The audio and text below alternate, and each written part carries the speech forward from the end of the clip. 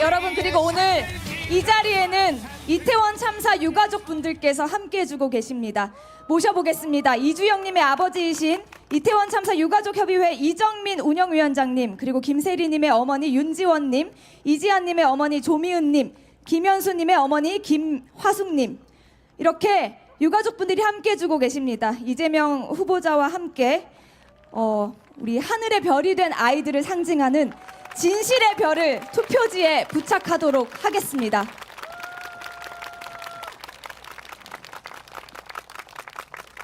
우리 아이들이 원하는 국민이 안전한 진짜 대한민국을 만들겠다는 염원을 담아 진실의 별을 투표지에 부착하도록 하겠습니다. 네, 여러분.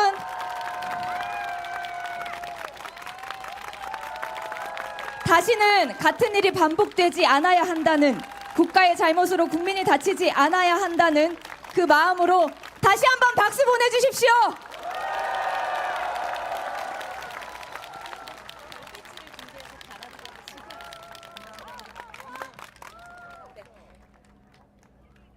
네, 유가족분들 다시 무대 함께 인사드리겠습니다.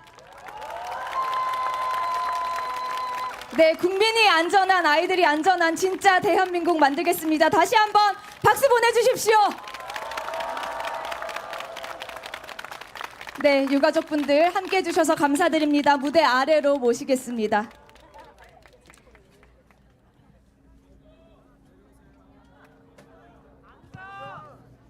네, 우리 관악구민 여러분, 동작구민 여러분, 금창구민 여러분 많이 기다리셨죠? 네, 다시 한번 소개해드리겠습니다. 우리 모두가 웃는 진짜 대한민국을 만들 대통령 후보 이재명 후보의 연설이 있겠습니다.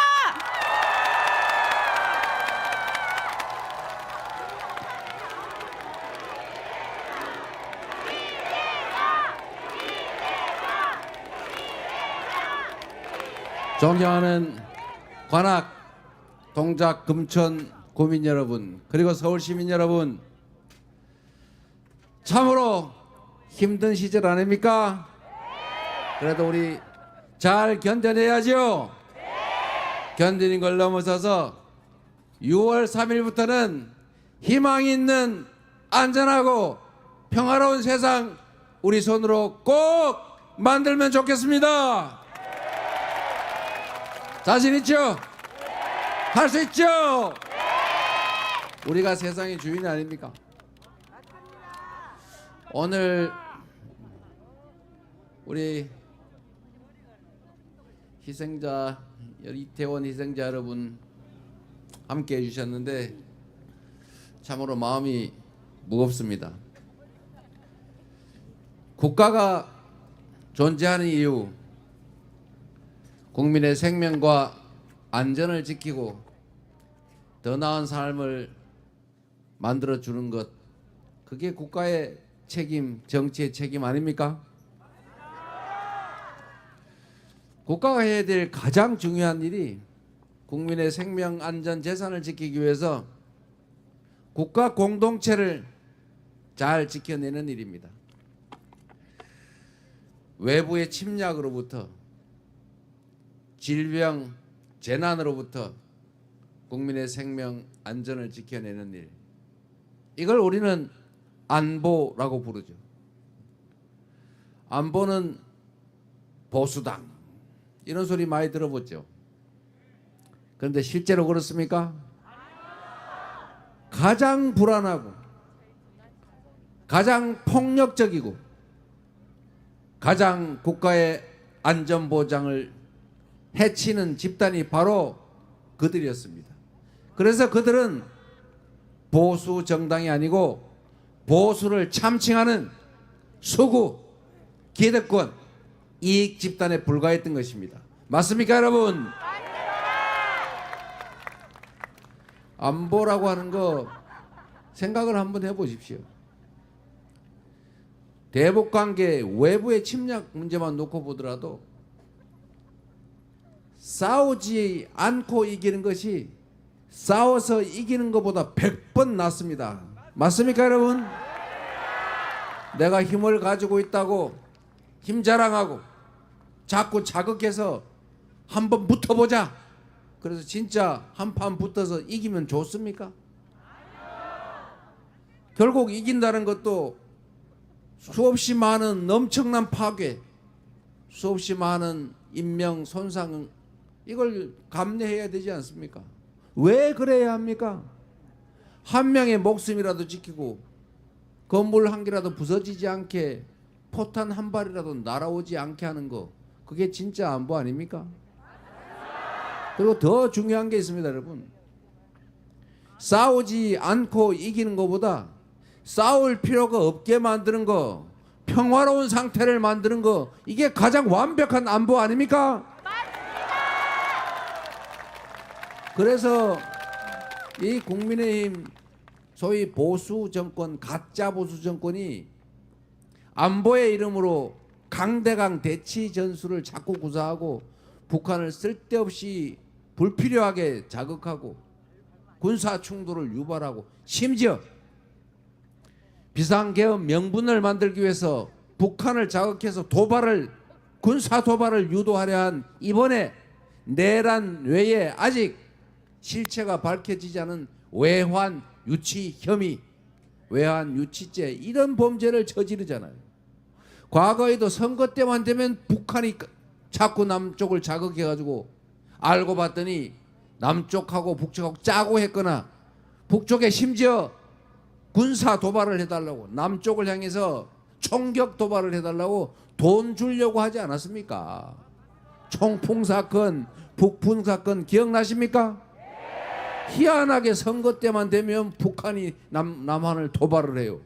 알고 보니까 선거 때 되면 선거에 유리한 위치를 차지하려고 정략적 이익 때문에 국민의 안전, 국가의 안전 보장을 해쳤던 것입니다. 이게 안보에 유능한 안보 정권입니까? 안보를 해치는 반안보 정권, 국익 저해 정권 아니었습니까? 그래서 안보는 민주당, 이렇게 말하는 것입니다. 안보를 보수 정권이 한다, 순 거짓말이었죠. 왜 그런 거짓말을 했냐? 안보는 보수 정권의 가치가 맞습니다. 헌정 질서를 지키는 거 보수 정권의 가치 맞죠. 법률과 규칙을 지키는 거, 상식과 원칙을 지키는 거, 지킬 만한 가치를 지켜내는 거, 이게 바로 보수의 가치 아닙니까? 그런데 지금 헌법을 지키자, 법률을 지키자, 콩 심은 데는 콩 나는 상식적인 사회 만들자, 주가 조작하는 범죄 저지르면 처벌하자, 부당한 이익을 얻지 못하게 하자, 규칙을 지켰다고 손해보지 않게 하자, 이렇게 말하는 민주당이 진정한 보수의 가치를 지키는 집단 아닙니까? 그래서 그들은 가짜 보수인 거예요. 보수를 참칭하는 가짜 보수였는데, 최근에는 아예 보수도 아니라고 아예 대놓고 헌정 파괴자, 내란 수괴를 비호하고, 내란 우두머리 윤석열과 단절하겠느냐라는 질문에 답을 못하고 엉뚱한 소리나 하고, 아스팔트 극우 정광훈 목사 혹시 어떻게 될까봐 눈물 흘리시면서 눈물 흘릴 일 없다고 거짓말까지 해가면서 단절하겠다는 말조차 못하는 그런 후보, 그런 정당, 그게 진짜 보수 정당 맞습니까? 그래서 가짜 보수인데, 전에는 보수인 척이라도 하더니 아예 지금은 보수인 척도 하지 않는 아예 수구 이익집단, 폭력배 집단의 본성을 드러낸 당도 아닌 이익집단이다, 부정한 이익집단이다, 이런 얘기 그들이 반박할 수 있겠습니까? 그래서 그들은 보수 정당조차도 못 되는 거예요. 그래서 우리 민주당이 중도 정당으로서 기본적으로 그들이 보수의 가치를, 합리적 보수의 가치를 제대로 지켜낸다면 우리는 중도 진보적 영역에서 서로 합리적 경쟁을 하면서 누가 더 잘하나를 경쟁해서 국민의 선택을 받기 위해 노력했겠죠. 그런데 지금은 그들이 아예 보수의 형식적 역할조차도 버려버렸어요. 포기했지 않습니까? 그러면 그 영역의 합리적 보수의 가치를 지키는 일, 우리 민주당이 이재명 대통령 후보가 그 역할까지 맡아야 되는 것 아닙니까?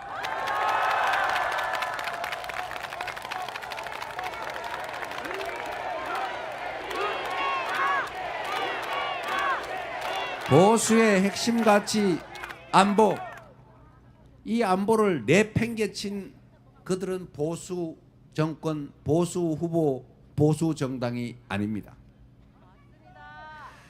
한번 생각을 해보십시오.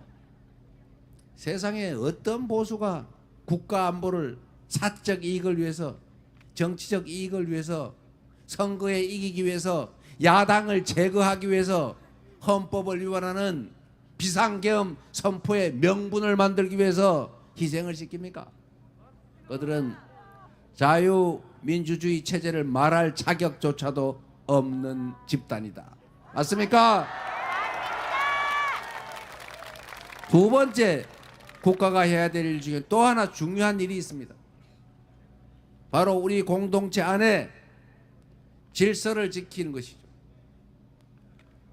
우리가 정한 규칙을 지키면 그 규칙을 지켰다는 이유로 불이익 받지 않는다. 규칙을 지켜서는 부당한 이익을 얻을 수 없다. 만약에 규칙을 어겨서 누군가에게 피해를 끼치고 부당한 이익을 얻었다면 그 이익은 전부 환수되어 마땅하고 그에 상응하는 엄정한 책임을 형사 책임이든 민사 책임이든 진다. 이게 상식적인 사회 아닙니까? 이런 사회를 만드는 게 정부가, 국가가 해야 될 일이죠. 그리고 이거는 기본적으로 역시 보수의 가치죠. 당연한 걸 당연하게 하는 것이 보수죠. 그러나 그들은 규칙을 스스로 지키지 않습니다. 타인의 정당한 몫을 인정하지 않습니다. 야당의 존재를 인정하지 않습니다.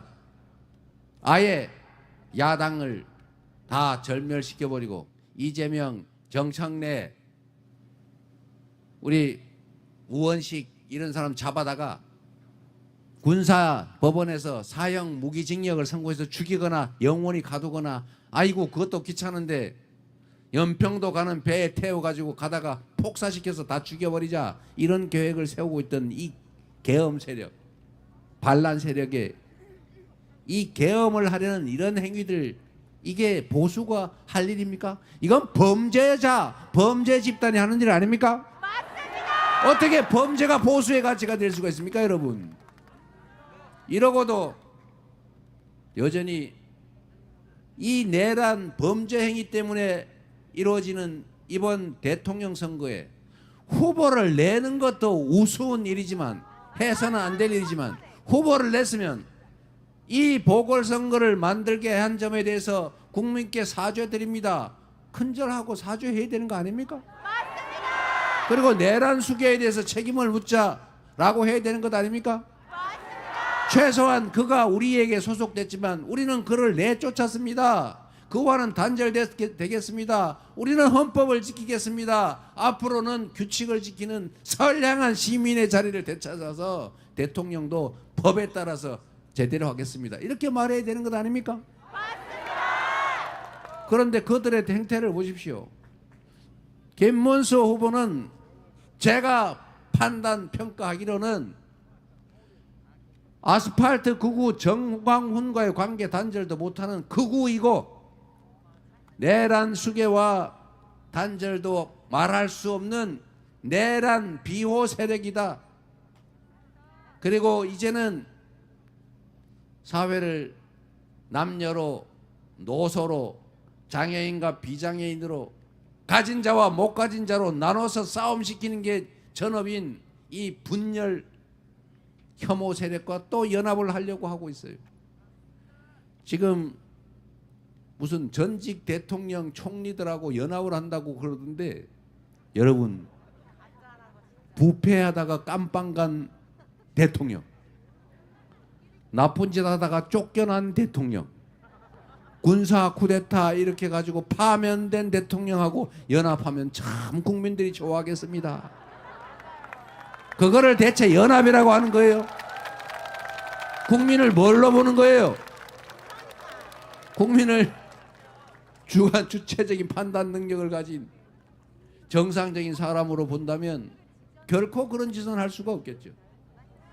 내란에 대해서 조금이라도 죄책감을 가지면 이 내란의 원조 5.18 광주 민주화 운동을 유혈 진압한 수백 명을 학살한 정호영 특전사령관을 세상에 이 내전을 이기고 새롭게 정상적인 나라를 만들자고 하는 이 대통령 선거에 그 정호영을 영립할 수 있겠습니까? 윤상현 내란 수교의 핵심 중에 측근, 그를 선대위 공동선대위원장으로 선정한다는 발상조차 할 수 있겠습니까? 그런데 그렇게 하지 않습니까? 이거는 법률이고 규칙이고 상식이고 다 버리고 그냥 우리한테 힘되는 그건 폭력적인 힘이든 불법의 힘이든 다 모아가지고 우리 국가 대한민국의 질서를 어지럽히면서 나라의 주인인 국민들을 짓밟고 그 위에 올라서겠다는 그 시도, 그것 외에 뭐라고 해석할 수 있겠습니까, 여러분? 이들은 공정한 공동체의 질서를 지키려는 생각이 없어요. 공정한 규칙 하에 우리 구성원들이 그 규칙을 믿고 행동할 수 있게 만드는 보수의 가치를 버린 집단이죠. 그래서 그들은 이 치안과 질서 유지라고 하는 국가의 두 번째 책무 측면에서도 결코 정상적인 대한민국 주권을 대행할 자격이 없는 집단이고 그런 후보다. 맞습니까, 여러분? 여러분 생각을 해보세요. 이상하지 않습니까? 이 보수 정권이 들어서면 꼭 대형 참사가 벌어져요. 이게 우연인 것 같습니까? 우연이 아닙니다. 이유가 있습니다, 여러분. 대형 참사가 벌어지는 걸 자세히 들여다보면 아주 미세한 관리상의 잘못에서 오는 거예요. 또는 큰 관리상의 잘못에서 오는 겁니다. 하늘에서 떨어진 번개 때문에 우리가 누군가 죽고 다치면 국가를 원망합니까? 그런데 이태원 참사 한번 보세요. 매년 있던 일이에요. 이번에도 10만 명, 20만 명 올 걸로 예측이 됐어요. 그리고 그 호텔 옆에 그 좁은 골목에 가장 많은 사람이 몰린다는 거 알아요. 그전에는 다 일방통행으로 경찰이 통제했어요. 그리고 일방통행하든지 교통관제하면서 경찰 그 몇 명만 있어도 다 안전하게 지나다닐 수 있지 않습니까? 그 골목에 일방통행 지정만 했더라면 그 왜 막 서로 꽉 밀려가지고 압살을 하겠어요? 서서 압살을 하는, 죄송합니다 유가족 여러분, 그런 일이 왜 벌어졌겠습니까? 관심을 끄는 거 아닙니까? 또는 다른 이유로 관리를 포기한 거 아닙니까? 질서 유지라고 하는 경찰이 해야 될, 국가가 지방자치단체가 해야 될 기본적인 책임을 안 하거나 못해서 벌어진 일이에요. 공무원들은 경찰이든 말단 직원이든 인사권을 가진 책임자의 얼굴만 쳐다봅니다.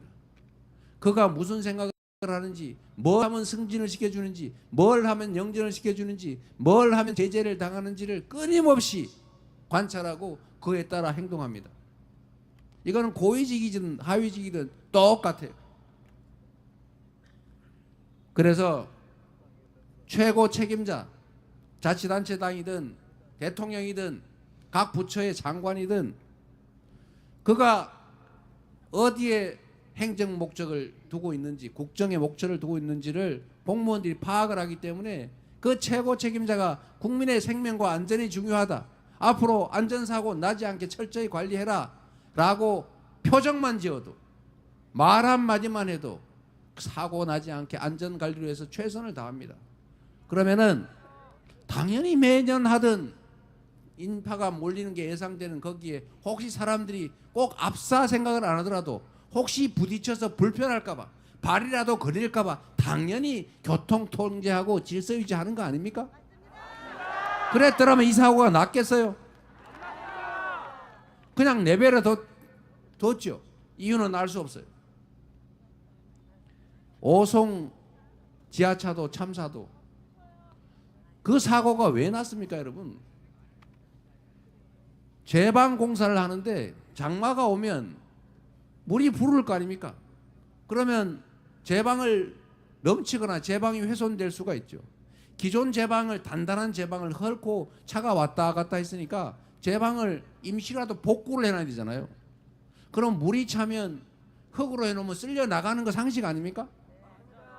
그런데 당연히 그러면 모래 주머니로 쌌든지 돌을 쌌든지 뭔 차를 대놓고 막든지 통상적인 수방 시설을 갖춰야죠. 그런데 어떻게 해놨냐? 업자가 귀찮으니까 그냥 그 흙으로 쌓아놓은 거예요. 강물이 부르니까 강물이 넘치면서 흙을 살짝 씻겨 나가다가 터져버린 거예요. 그러니까 그 강물이 전부 다 도로로 들어온 거죠. 들어오니까 낮은 데로 몰릴 거 아닙니까? 지하차도가 낮잖아요. 쭉 가다 나중에 들어가. 여기에 물이 차니까 그걸 모르고 들어간 차들이 그거 갇혀버린 거예요. 물이 차오르면서 다 익사한 거죠. 이것도 왜 벌어진 일이냐? 충남도지사든지 거기가 무슨 시더라? 하여튼 청주시인가? 하여튼 시장이든 공무원들한테 수재 대비해라. 사고 나면 안 된다. 큰일 나다. 혼내주겠다. 한마디만 했으면 관내 사고 위험 지역 표가 다 있어요. 관리 대상 지역이 다 분류가 되어 있습니다. 그거 가서 현장 보고 이거 물 넘치면 큰일 나겠네. 한마디만 했더라면, 한 번이라도 현장을 가봤더라면, 단체장이 한마디라도 했더라면 결코 벌어질 수 없는 사건이었던 겁니다. 결국은 이 대형 참사들도 다 관리 책임이 있는, 특히 지휘관들, 지휘 책임자들의 무관심, 엉뚱한 생각 때문에 생겨나는 것이에요. 술이나 먹고 세상 사람들의 삶에 관심 없고 남들은 죽든지 말든지 자유의 이름으로 다 방치해 놓으면 그러다 보면 이 사건이 벌어지는 겁니다. 그래서 보수 정권이 들어오면 돈을 위해서 규제를 완화하자, 돈이 생명보다 더 중요하다 이러면서 규제를 대폭 완화하거나 안전에 관한 규제를, 관심을 끊거나 관심을 딴 데 쓰거나 이러다가 안전사고들이, 참사들이 벌어지는 거예요. 제가 자랑 하나 하겠습니다. 제가 성남시장을 할 때 자꾸 화재 사고들이 나잖아요. 그래서 건물들, 특히 상가들 불이 나면 위층에 있는데 탈출할 수가 없지 않습니까? 제가 좀 무리를 해가지고 방화문 안 닫는 건물, 방화 통로에 물건 쌓아놓는 집합 건물, 여기를 전수조사를 내가 다 단속을 했어요. 그리고 그러면 또 단속하고 나면 또 쌓아놓으니까 단속 이거 제대로 관리 안 하는 건물주를 신고하면 포상금을 주는 파파라치를 도입했어요. 그래서 그때 언론들이 막 성남시 욕했어요. 무슨 신고 왕국, 뭐 북한식 5호 담당자 하냐라고 막 비난했어요. 제가 그런 거 신경 쓰는 사람이 아니죠. 그대로 시행해가지고 제가 건물주들 다 설명을 하라고 했어요. 여러분, 사고 나면 다 죽습니다. 나중에 후회할 일이 생기니까 그 비용이 좀 들더라도 그거 합시다. 그리고 제가 소방서한테도 각별히 부탁해서 지금부터 감독 인원을 시에서 인력을 지원해 줄 테니까 철저하게 다 관리한다. 소방서가 인력이 없어요. 지원해 줄 테니까 다 단속합시다. 이래서 단속을 철저하게 다 했어요. 그런데 분당에 제 집 앞에 순회역 근처가 학원 건물이 하나 있었습니다. 그거 지금 기록에도 나옵니다. 거기가 불이 났어요. 주차장에서 불이 나가지고 그 건물이 전소됐습니다. 그런데 그 건물에 학생들이, 학원생들이 270명인가 200 몇십 명이 있었어요. 한 명의 부상자도 피해자도 없이 다 탈출했습니다. 이유는 아주 단순해요. 방화문이 다 닫혀 있어서 불이 올라가는 그 통로하고 이 학생들이 탈출하는 통로가 방화문이 닫혀서 다 보호가 돼 있었던 거예요. 이 학생들이 선생님들의 안내에 따라 옥상으로 갔다가 헬기가 없으니까 다시 그 통로를 타고 지하로 내려와서 지하 주차장을 통해 다 전원 탈출 안전하게 했습니다. 그리고 얼마 전에 분당에 BYC 건물인가 화재에 났었죠. 여러분이 보셨습니다. 방송에서 분당에 상가 건물 화재 난 거 BYC 건물이라고 전소했습니다. 거기 역시 상가들이 백수십 개 모르겠어요. 숫자가 어마어마한 숫자의 상가가 다 입주해 있잖아요. 당연히 사람들이 영업하려고 손님도 많았겠죠. 수백 명이 있었겠죠. 역시 거기도 그 엄청난 화재가 발생했는데 한 명의 피해자도 없었습니다.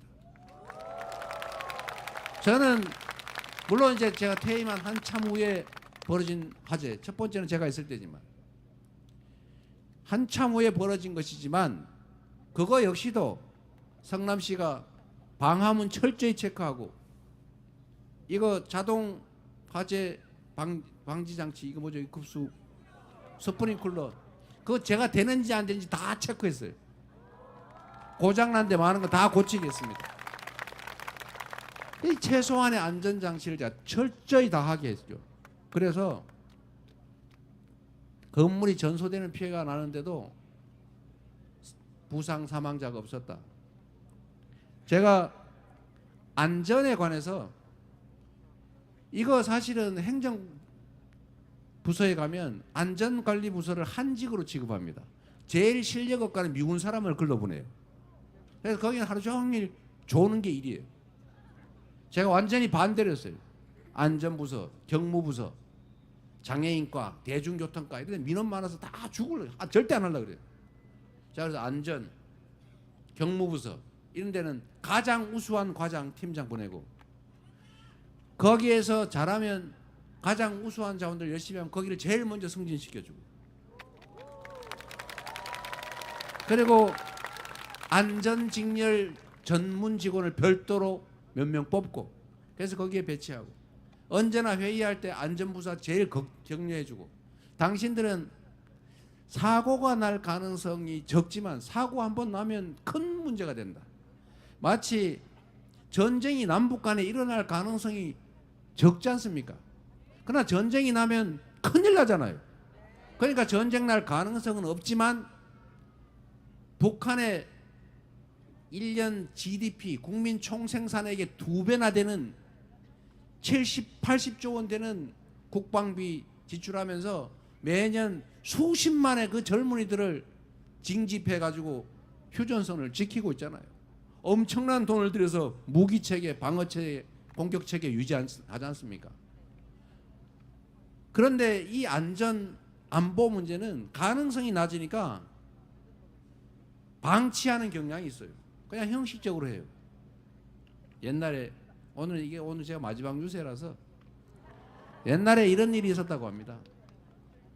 중국에 어떤 나라가 무기 중에서 화살이 중요하잖아요. 화살 중에 제일 좋은 게 뽕나무 화살이에요. 뽕나무 가지로 만든 화살이 제일 좋습니다.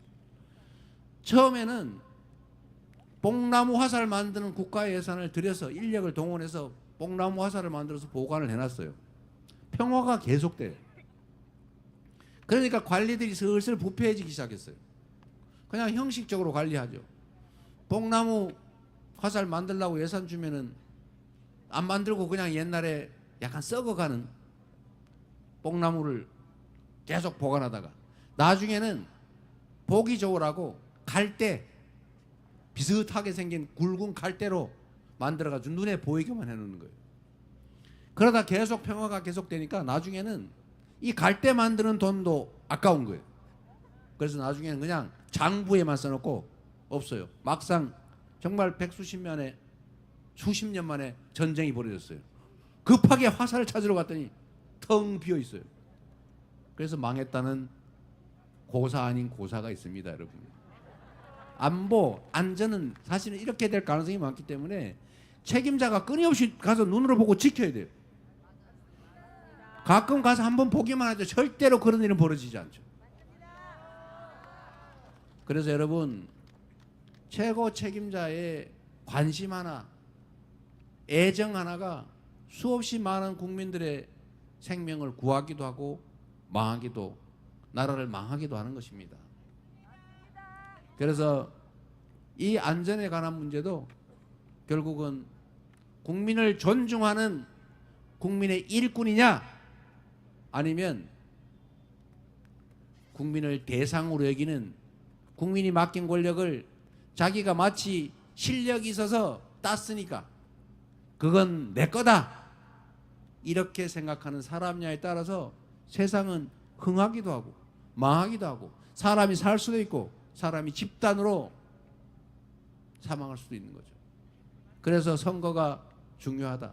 유능함 이전에 중요한 공직자의 자세는 충직함이죠. 충직하고 유능하고 준비된 그런 대리인을 뽑으면 자다가도 떡이 나오는 더 나은 세상이 열린다. 맞습니까, 여러분?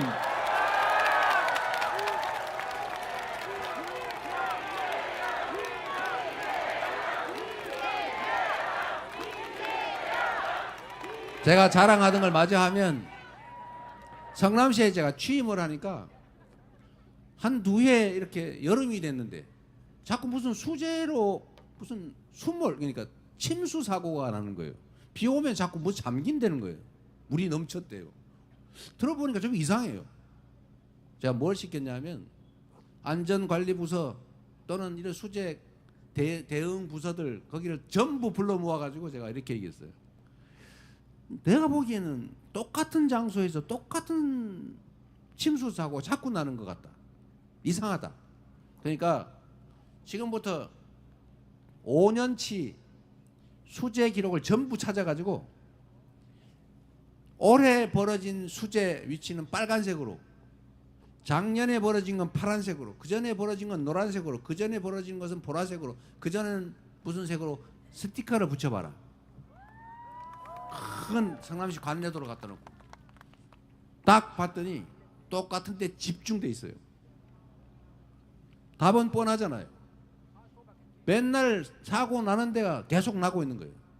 그래서 제가 그러면 여기가 왜 수재가 자꾸 벌어지는지 가보자, 이래서 제가 다 가봤어요. 중요한 데는 가보니까 우수관에 흙이 잔뜩 찼는데 그걸 안 치워가지고 물이 넘치는 거예요. 그럼 파내면 되잖아요. 지금부터 싹 다 파낸다, 여름 되기 전에. 두 번째로 어떤 데는 가보니까 가랑잎이 산에서 내려와가지고 우수관을 가래가 물이 넘치는 거예요. 가랑잎이 내려오지 않게 막아라.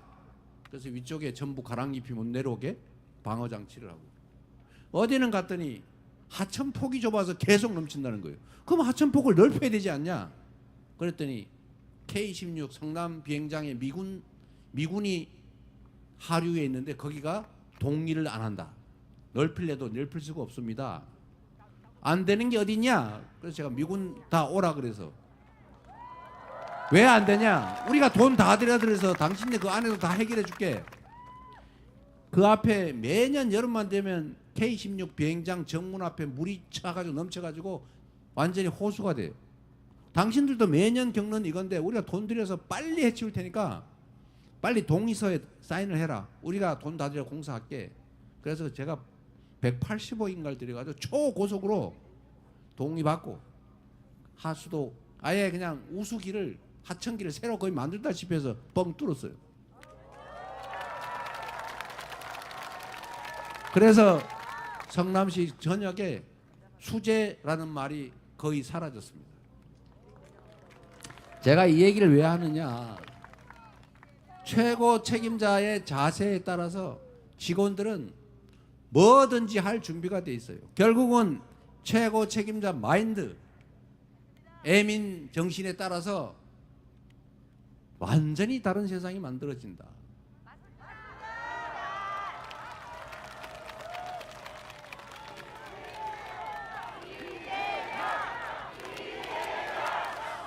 이태원 유가족 여러분, 여러분은 사실 우연히 발생한 사건의 피해자들이 아닙니다. 이 무능하고 민생에 무관심한 가짜 보수 정권의 피해자입니다. 엄격하게 사건의 경위를 조사하고 진상을 규명해서 반드시 상응하는 책임을 묻고 다시는 이런 억울한 참사가 벌어지지 않는 그런 세상 꼭 만들어서 여러분의 한을 풀어드리겠습니다.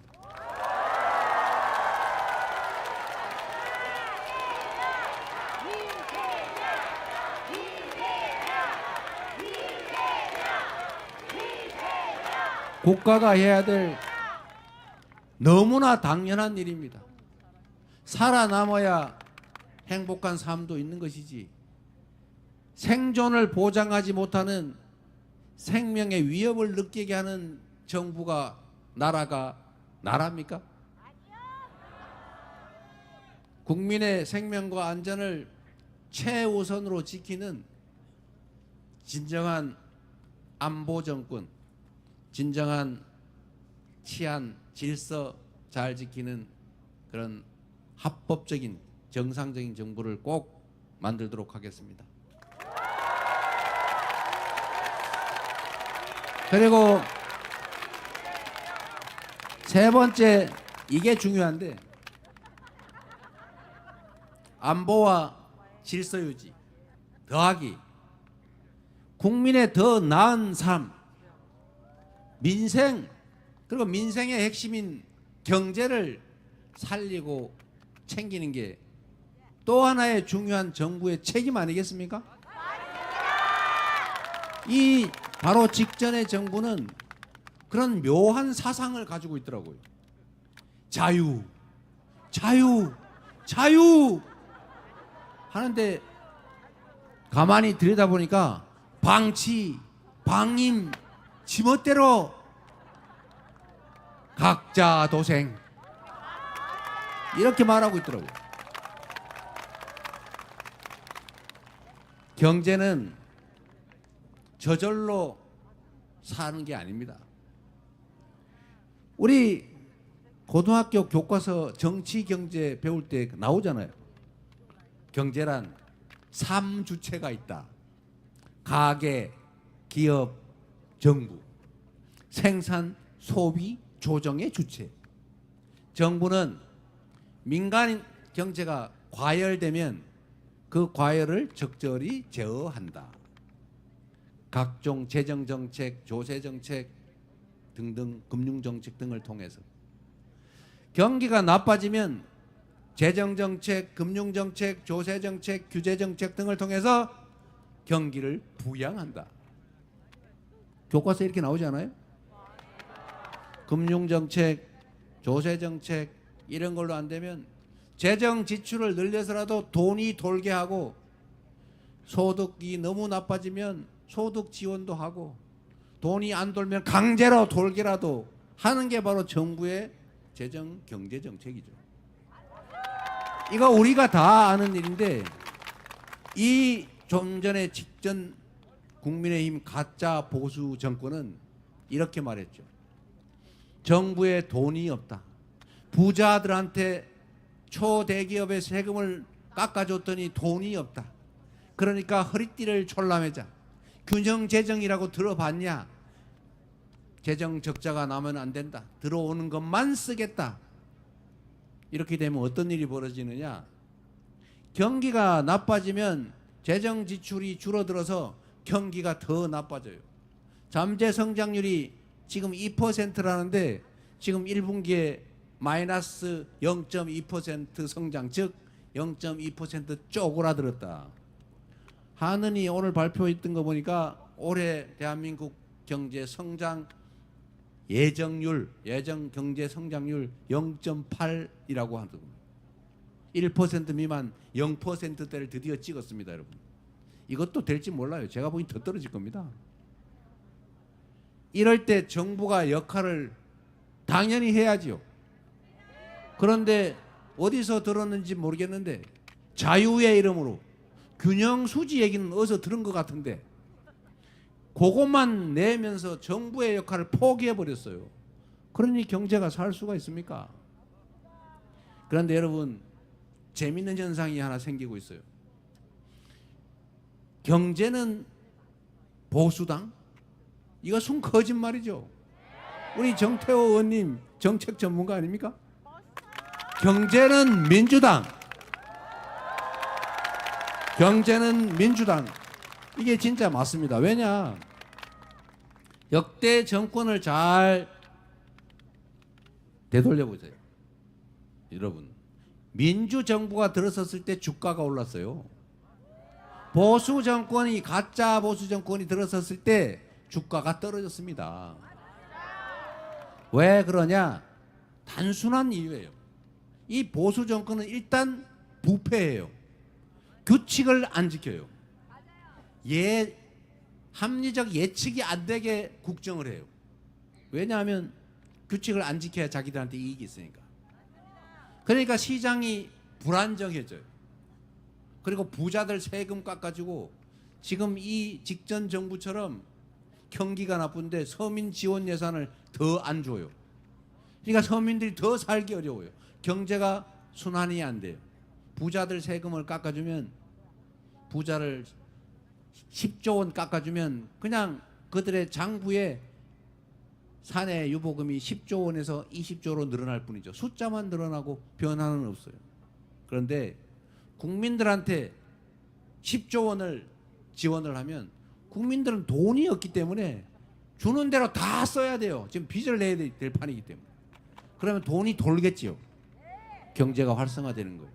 이거를 반대로 합니다. 부자 세금 깎아주고 서민 지원을 줄여요. 경제가 더 나빠지겠죠. 이런 이상한 기득권자들, 힘센 자들을 위한 정책을 하니까 경제가 나빠진다는 거예요. 그래서 요즘 주식시장이 재밌지 않아요? 제가 5,000포인트 가만히 민주당이 집권하기만 해도 특별한 조치 없이도 3,000포인트 갈 거다, 제가 이렇게 얘기했는데 지금 드디어 2,700을 넘었어요. 민주당의 집권 가능성이 높다고 보는 거와 관련이 있지 않나 하는 추측으로, 심하면 다툼이 발생해요.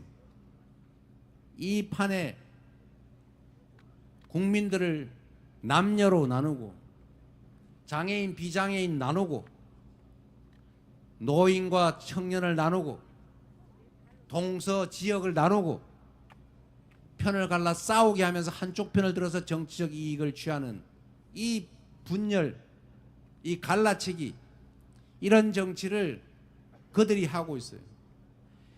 정치를 잘해서 국민들에게 더 나은 삶을 제공하고, 더 나은 환경을 제공하고, 더 안전하고 평화롭고 더 좋은 세상을 만들면 그렇게 편가르지 않아도 국민들이 다 지지할 것 아닙니까?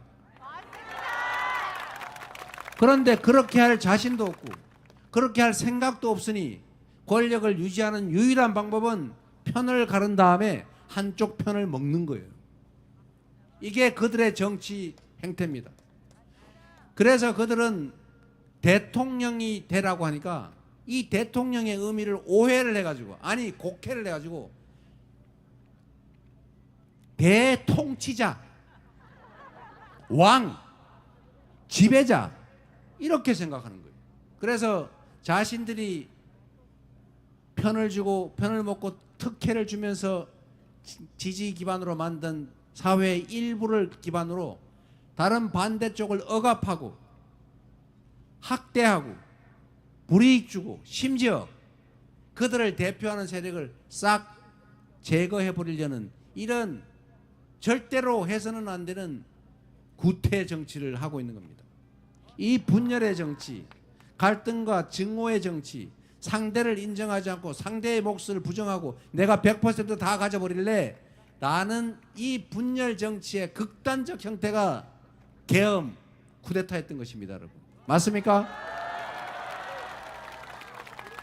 그래서 이런 정치를 더 이상 해서는 안 됩니다. 이런 분열, 혐오, 증오의 정치의 결과물은 사회 공동체를 갈갈이 찢어놓습니다. 그래서 아무런 사적인 이해관계가 없는데도 편을 갈라서 증오해요. 제가 누군가에게 아무런 가해를 한 바가 없는데도 저를 죽이려고 합니다. 그래서 이렇게 방탄유리를 넣고 연설을 하는 일이 벌어지는 거죠. 이런 사회를 우리가 극복해야 하지 않겠습니까? 국민들의 더 유익한, 더 좋은 결과를 만들어내기 위해서 선의의 경쟁을 하고, 그리고 그 경쟁의 결과를 평가받고, 잘하면 칭찬받고, 못하면 제재받고, 잘하면 국회의원 박민규 의원 한 번 더 시켜주고, 못하면은 쫓아내고, 이렇게 해야 진짜 대의민주주의, 민주주의가 자리 잡지 않겠습니까? 결국 이 정치는 국민들에게 달려 있는 거죠. 바로 여러분의 손에, 이 나라 주권자, 주인의 손에 이 나라의 운명이, 여러분의 미래가, 여러분 자녀들의 인생이, 대한민국의 운명이 달려 있는 거죠. 감시하고 평가하고 신상필벌로 우리의 대리인들을 잘 뽑고 잘 관리하면 우리가 더 나은 노후를 위해서, 자녀들의 더 나은 삶을 위해서 투잡, 쓰리잡 뛰고 죽을 둥 살 둥 일하는 것도 중요하지만, 공공의 문제를 개선하면 그보다 훨씬 더 나은 나의 미래, 나은 자녀들의 미래가 기다리고 있다. 맞다는 뜻이죠?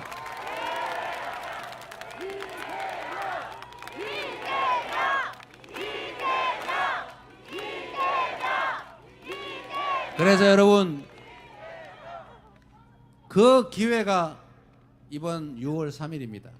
여러분 손에 여러분 인생이 달려 있는 거죠. 여러분을 믿어도 되겠습니까? 자신 있습니까? 해낼 수 있죠? 그러니까 우리 확실하게 한번 해보입시다. 얼마든지.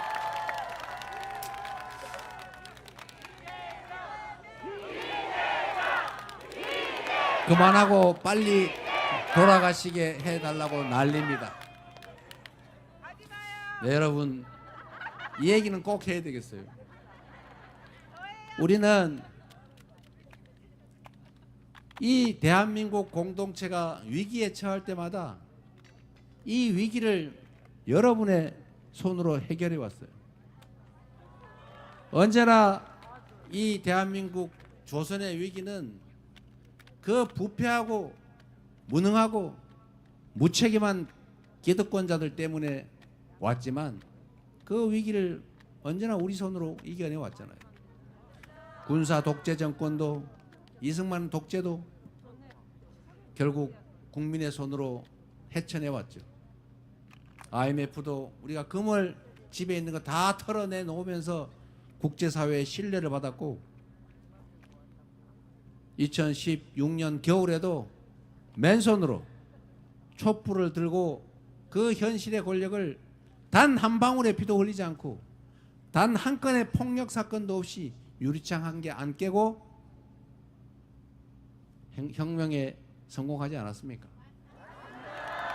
그리고 무려 작년 12월에는 총과 장갑차, 헬기로 무장한 그 계엄군을 우리 젊은 여성 청년들, 그리고 많은 시민들의 이 가녀린 불빛을, 응원봉을 가지고 결국 그들의 그 무도한 무력을 이겨냈지 않습니까? 얼마나 위대한 국민들입니까, 여러분? 이 자리에 함께한 우리 빛의 혁명의 동지들, 그 혁명의 전사들에게 서로 격려, 응원의 박수 한번 나누시기 바랍니다.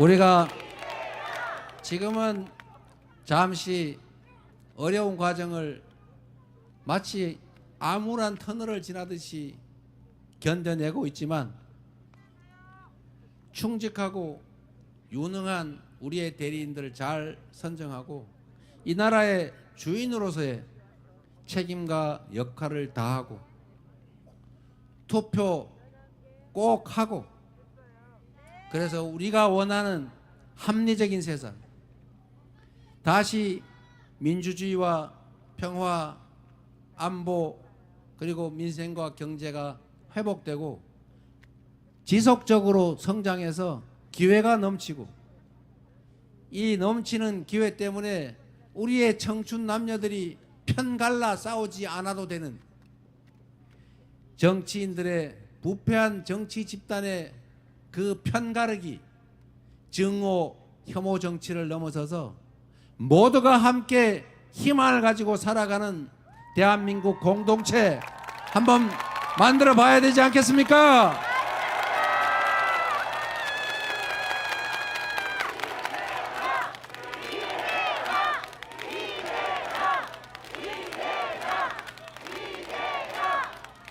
우리 금천의 최기상 의원님, 김병기 동작 의원, 갑 의원님, 그리고 똑 떨어져 버린 동작을의 유사명 지역위원장님, 잠깐 일어나시죠. 그리고 놀러 오신 우리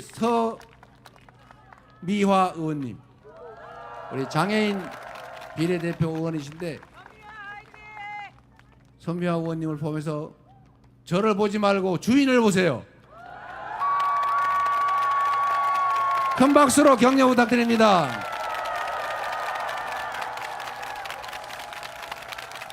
잘 키운 머슴 하나 못된 대통령 100명보다 더 낫다. 잘 키워서 잘 부리시기 바랍니다.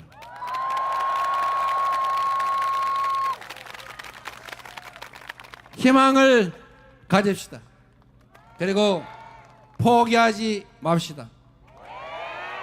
참여해서 반드시 이겨내고 희망 있는 나라, 세계에 자랑할 만한 대한민국, 진짜 대한민국, 진정한 민주공화국 꼭 함께 만듭시다. 감사합니다.